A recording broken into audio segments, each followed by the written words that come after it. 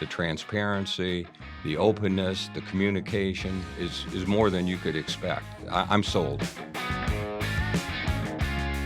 Don't let the fact that you don't know something or don't know enough about something hold you back. I knew I wanted to invest. What better way to invest than to invest in what I already know that I love, which is real estate? It was initially the 12% return, but it quickly turned into the people.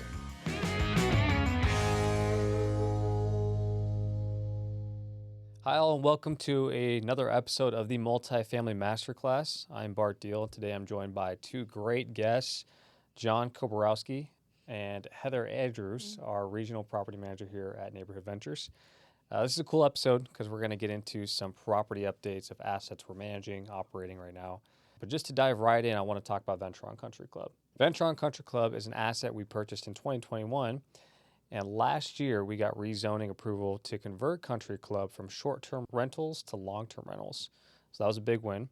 Just looking for an update, what major milestones have we hit in the last quarter, and what are the key objectives moving forward? Well, there's a whole bunch of things going on there. First of all, we're managing ourselves, which the feedback loop is amazing because we have our own staff, our own maintenance people, our own manager on site, and we have a real strong feedback loop. So things get done quickly and better. Second thing that's pretty significant is, yes, we got the approvals. There's some work we have to do to the property to get the final clearance on that, and we struggled to get a few bids. Really surprised. Yeah. We have to put fire sprinklers in, which most people are like, oh my God, it's not a big deal.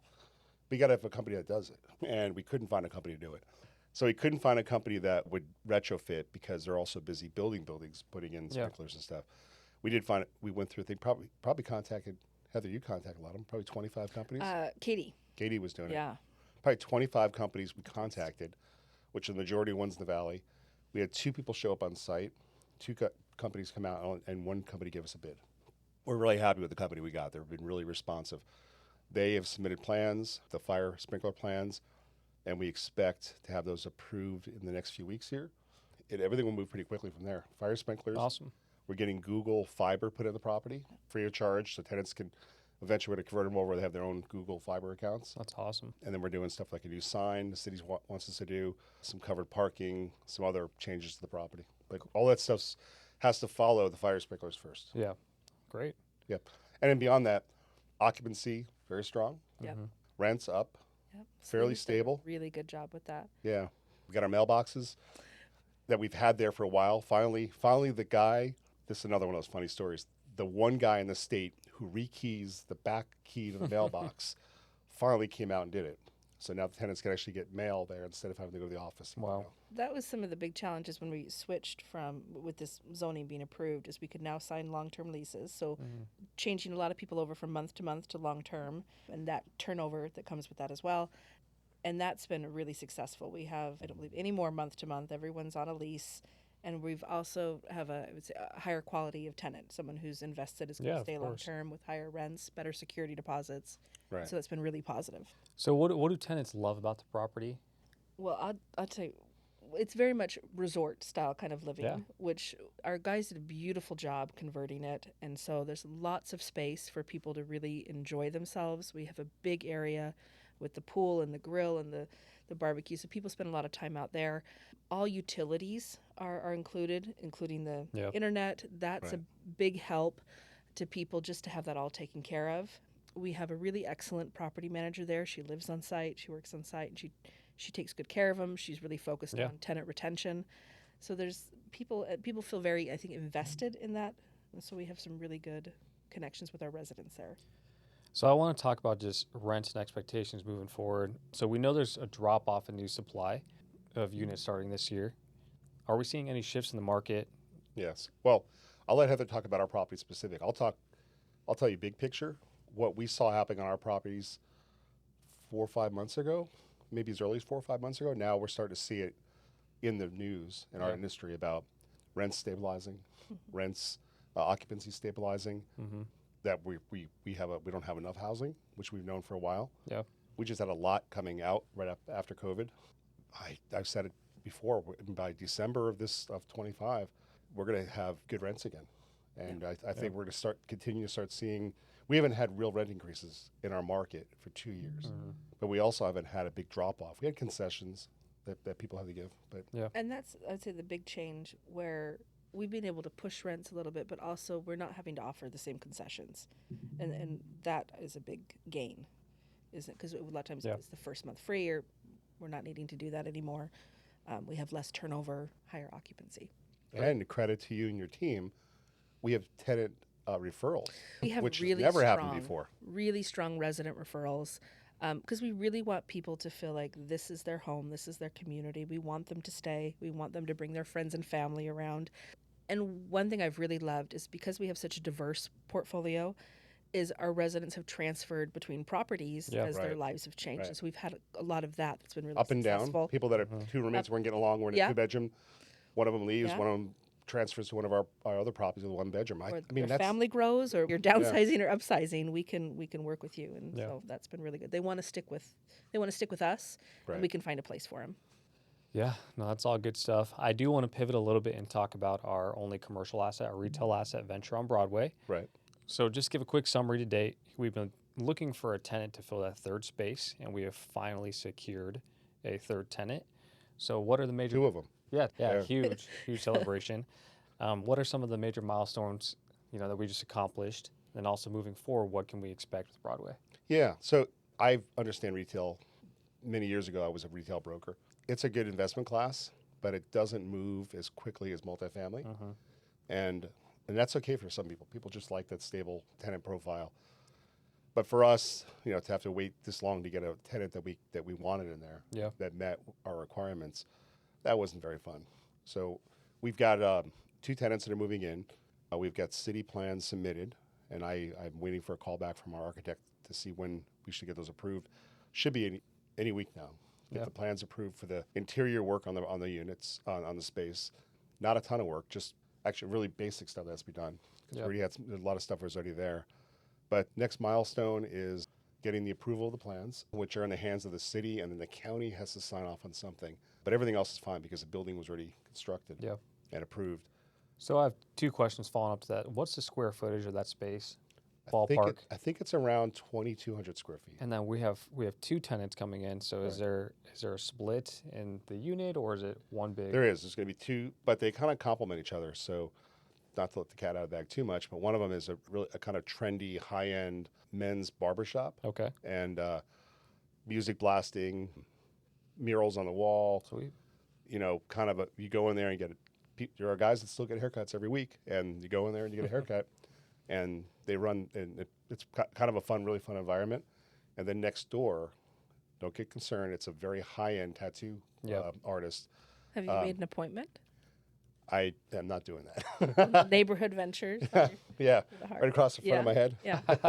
No, but anyway, he's a celebrity tattoo artist that's really well known.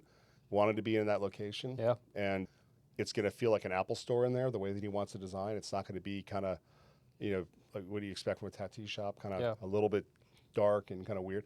No, it's going to feel like an Apple store in there. Very white, bright, very clean. He's excited.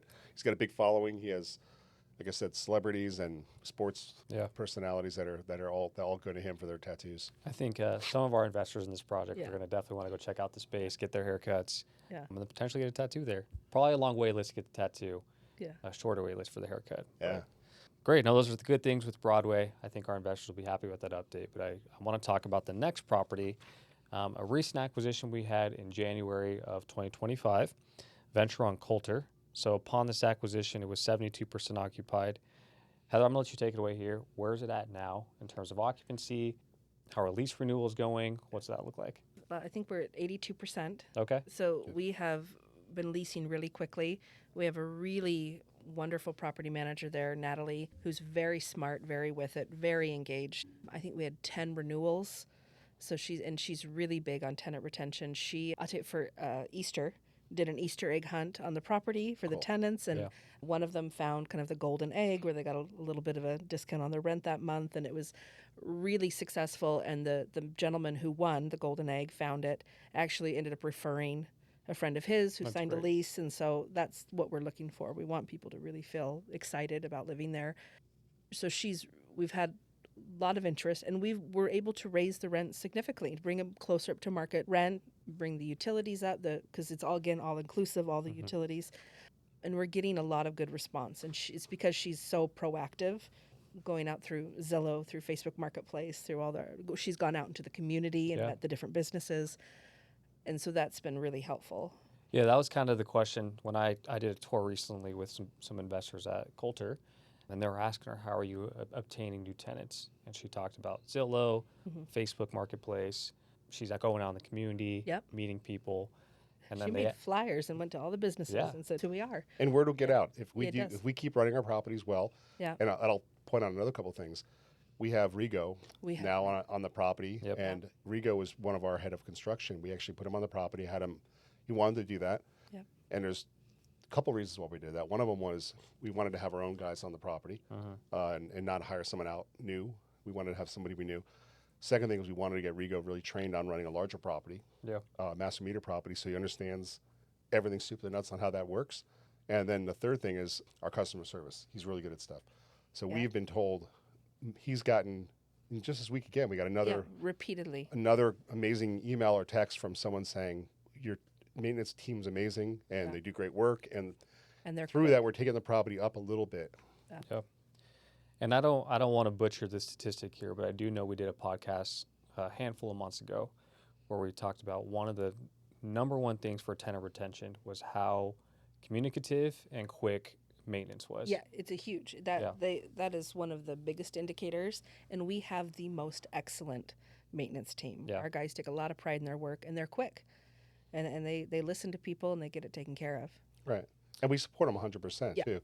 And the thing about that property also that we're going to start to do, so when we took it over, it was a failed asset. There was some little bit of hair on the deal where the lender probably didn't communicate correctly to us what the occupancy was. And we found out we had more vacancies than we thought on the property. Yep. Heather discovered it going through the rent roll. Some things weren't matching up. Rather than getting upset, we wanted to make sure we closed it. And because our general consensus was, great, I'd rather get more people out and put our own tenants in there that are better and screen them better than what the bank was putting in there. And I agree with that. So we had a little bit of a hole to dig ourselves out of at 72%. Now we're up to 82. Yep. I suspect with the attrition, a little bit of move out, turnover, things that are going on, we'll probably, we gain 2, we lose 1. I think we'll have a similar jump as we look at the end of this month. We're going to have a similar jump. So my guess is we'll probably be by the summer we'll be stabilized at a 95% plus occupancy, and then we're going to try to also do some upgrades to the units. Not every one, but one of the things the property was renovated, but they didn't redo the kitchens, and they're very small and it's very inexpensive, and there's some quirky things like in the way the kitchens are set up. So there's a funny little wall that we could just blow down. Well, and there's a bathroom sink in one side of the kitchen cabinet, and then a kitchen sink and the same countertop. And you go, that's weird. But anyway, Rigo and I talked about it. We're going to take a few units at a time and update the kitchens. And it's, again, not a lot of cabinets, a lot of countertop, not a lot of work. Yeah. I think to redo the whole kitchen, I think we're talking about less than $1,000 because there's really not much to it. But we do that, and now we've got an upgraded unit. And we can get a good return. Correct. Correct, yeah. So really the two things for moving forward is, one, we got to get occupancy over 90%. 95% obviously is that goal. Easy. And the second thing is we're going to make some updates to the interiors of a handful of units on the property. Right. Is there anything else in terms of path moving forward that we want to do on this property? Not really. I'll tell you we really do benefit from being neighbors of GCU. Yeah. The property itself, it stays clean, it stays beautiful. We have benefit from their security, from them keeping the area clean. The guy on the bicycle with the garbage can and picking up garbage everywhere from that wears the GCU uniform. I'm like, yes, please keep coming down the street. Good neighbors. Yeah. One of our investors, when we did that tour, he was walking, he's like, being this close to I-17 and GCU, I cannot believe how quiet this property is. Quiet. It's amazing. You go stand on that property, you cannot hear the 17. Yeah. Well, no, but those freeway systems now are designed so much better with those walls. Yeah. Sound goes up, not out. Yeah. Yeah. Great. Well, I want to talk about the most latest acquisition we've had. It's our biggest capital raise, Venture on 52nd. So we closed on Venture on 52nd in mid-March. First month, it's only been a handful of weeks that we've owned it. What have we learned about this property? Can we give an update on CapEx? So we had identified some things we want to do to the property, some things that needed to be fixed that no one had attended to, and some things we thought would add value. We put in a new sliding glass door and new windows in one unit that faces Thomas. And it was funny how Danny slacked me and goes, "You will not believe how much quieter this is. Why didn't someone do this before? Yeah. How come no one else thought about it?" I'm like, I don't know. Like I don't know how many of those we've done because we've got tenants in the other units. Mm-hmm. But I can tell you, we've now in full swing of putting the patios in on the downstairs units. Yeah. And we have one corner unit that's a smaller unit, feels small, it felt dark. And now that we ended up putting the patio and putting a full-size sliding glass door in, and the other answer on that is, oh my gosh, it's a really nice unit now. Yeah, it's Light and bright, and they have a little rental. patio, and they aren't separated patios. They're just enough, it's semi-private, just enough privacy where you can be out there but not staring at your neighbor. Yeah.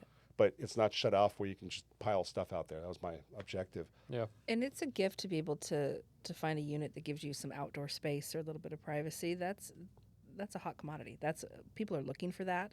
And so I'm excited that we have units we can offer that. And with that, higher rent. Higher rent. Yep. So we're right. And the they'll peop- happily pay it. They see the value in it just like we do. So for our renovation timeline, do we have an idea of how long these improvements will take on the property? Well, it's not. And I wouldn't use the word renovation because there's no. It's basically just upgrades to a couple of units. Yep. Danny and his crew and a couple of our outside contractors are very busy on those patios, and they're moving pretty quickly.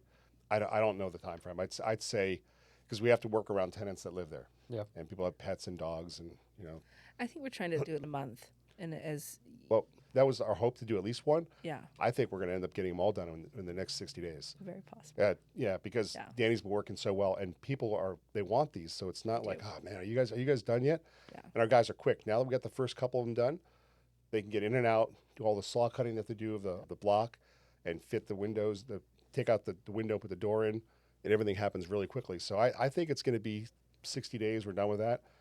We're also going to add.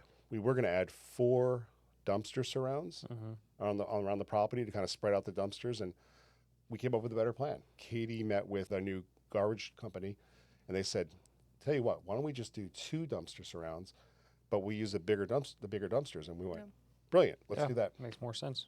So we spend less money on it. They're both can be well located, and we don't take up any more Takes less of space. we don't lose parking spots or anything else. Yep. So last question is, how's property management running up for this property? Any challenges improving tenant satisfaction or retention? No, so this one, it's over 95% Yeah. rented, and we were able to bring the rents up because they were renting it quite low. They were just trying to, for a little while, just fill units. We've brought the rents up. We're renting pretty quickly. Renewals, people are very happy to renew, and one of the biggest reasons is they've been really happy with our new management there and with our maintenance team. Yeah. They right away saw a difference. We have Katie on that property who is incredibly attentive to her residents. She takes a lot of pride in that property, and so they want to stay where she's at, and they feel confident with her as a manager. And then we have Danny and his crew over on that one, and things are getting done. Yeah. And in a really kind, quick way, and so. Yeah. We also did spend a little bit of money on one other thing we talked about, rebuilding the cooling tower, and that's already done. Yeah. And we had to also our insurance company wanted us to upgrade to replace the panels. So full disclosure, all the electrical panels in the units were all done. The insurance inspector came out, which they do nowadays when they renew the insurance, found one of the main panels in the mechanical room behind something that no one knew was there, obviously. That was an old kind of panel that they don't want. So we're getting that replaced. And that we're doing that. We've got our own electrician in-house, so Great. very effective in pricing. Then the insurance company's very happy. Awesome. And the last 2 deals we purchased were purchase distress, Colter and 52nd. So I'm pivoting away from property updates, but I just want to talk about acquisitions for the rest of the year. Sure. Is there a robust pipeline of distressed assets that we're looking at? Do we think we're going to be able to acquire 1 more, 3 more, 5 more? What's that look Because like? I'm ready for them. So Yeah. there's not a day that goes by that we're not getting something put in front of us. Yeah. We passed on a deal in Mesa. I won't go into the details of it. We really liked it, but it just, because of the way that things were being done, we just passed on that. We looked at another bigger property, kind of like 35th Avenue area, that somebody had in contract that we thought we could just jump in and take over. we passed on that. A lot of different reasons on that also. And then, but there are a couple other things. Right now, we are looking at buying the note on a property that's in foreclosure. So we would buy the note from the note holder and follow the foreclosure through and own the property. And I think I got to talk to Jameson about that today a little bit, but I like it. It's a good deal. And full disclosure on this also, the owner of the property has basically gone dark. So the reason why they're foreclosing is the mortgage is due, but the owner just stopped communicating months ago. Oh. So it's not I wouldn't do that. I don't feel very comfortable being that guy coming in, taking over a note and foreclosing. Yeah. But in this situation, they're literally like, whatever. Just take it. Yep. No, I think it's important to ask. Our investors on a daily basis are asking me, are we going to buy more assets? How many deals do we have in the pipeline right now? We're gonna buy more assets this year for sure. So it's and if they're like 52nd and Colter, yeah, bring them on. Yeah. We've got a really good team. We've got people lined up that we'd like to come put in place at these new properties. Like we're getting real good at that transition. And yeah, give me more properties like that. Yeah, I feel very confident in that. So I think, I don't want to say we're going to buy 10 or 15 properties, but I think it's going to be a good year for us. We're going to acquire quite a bit of stuff. We're just being very selective, and we're trying to be smart about stuff. So, we want to buy great deals that on properties that are not cannibalized and have some big systemic issue with it. And I know those properties and know what's going on. And we want to be, and because we can move fast, we have a great reputation with lenders because of what we've already bought. Yep. We're getting shown things, and we're going to be able to move faster than most people. So yeah, I fully anticipate being able to make these things move pretty quickly.